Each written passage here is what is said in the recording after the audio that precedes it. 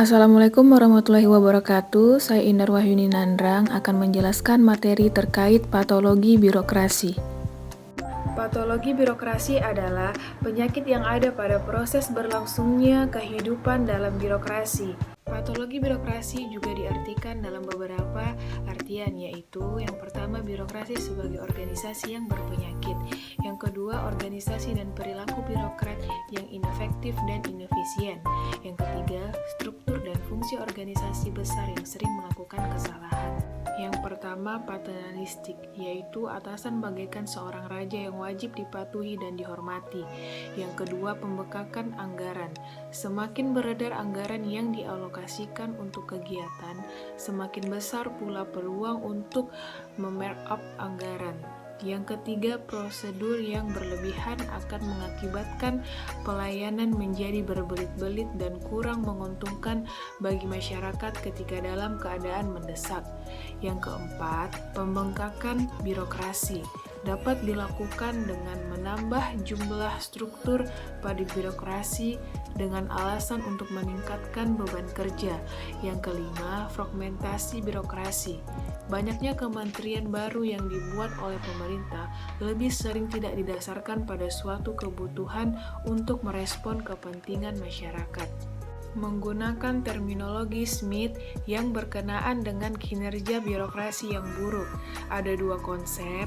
Yang pertama, dysfunction of bureaucracy, di mana berkaitan dengan struktur, aturan, dan prosedur, atau berkaitan dengan karakteristik birokrasi, atau birokrasi secara kelembagaan yang jelek sehingga tidak mampu mewujudkan kinerja yang baik atau erat kaitannya dengan kualitas birokrasi secara institusi.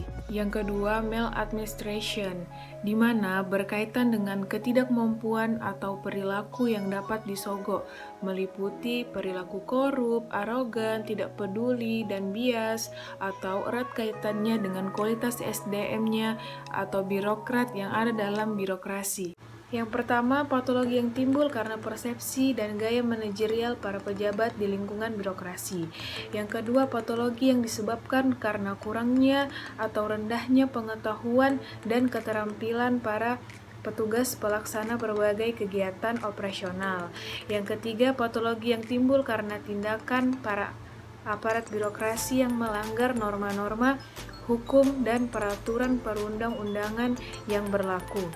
Yang keempat, patologi yang dimanifestasikan dalam perilaku para birokrat yang bersifat disfungsional atau negatif. Yang kelima, patologi yang merupakan akibat situasi internal dalam berbagai instansi dalam lingkungan pemerintahan. Menurut Bambang Nursetyo, patologi birokrasi dikelompokkan menjadi 5 kelompok, yaitu yang pertama, persepsi dan gaya manajerial pejabat birokrasi, meliputi penyalahgunaan wewenang dan jabatan persepsi sebagai dasar prasangka dalam pengambilan keputusan. Praktik menerima suap. Yang kedua, rendahnya pengetahuan dan keterampilan petugas pelaksanaan meliputi kurang teliti, rasa puas diri, bertindak tanpa berpikir panjang, kinerja yang rendah, dan merasa bingung. Yang ketiga, pelaku birokrasi yang melanggar hukum meliputi praktek suap, menyuap, kejujuran kurang, korupsi, dan kriminal. Yang keempat, perilaku birokrasi yang bersifat disfungsional dan negatif meliputi sewenang-wenang, pura-pura sibuk, pemaksaan, diskriminasi. Yang kelima, situasi internal instansi atau birokrasi meliputi tujuan dan saran tidak tepat, kewajiban sosial sebagai beban, imbalan tidak memadai, kondisi kerja kurang memadai. Pertama, menempatkan para birokrat baik itu rotasi horizontal maupun vertikal. Yang kedua, mengenalkan teknologi informasi di lingkungan pemerintahan dengan menghindari interaksi atau transaksi uang cash antara pelanggan dan pelayan. Dapat disimpulkan bahwa patologi birokrasi adalah penyakit di dalam organisasi yang mengganggu jalannya aktivitas di dalam birokrasi. Penyakit birokrasi yang terjadi bukan saja membahayakan manusia di dalam organisasi tersebut yang melakukannya, tetapi juga orang lain di dalam organisasi tersebut akan merasakan bahaya patologi birokrasi.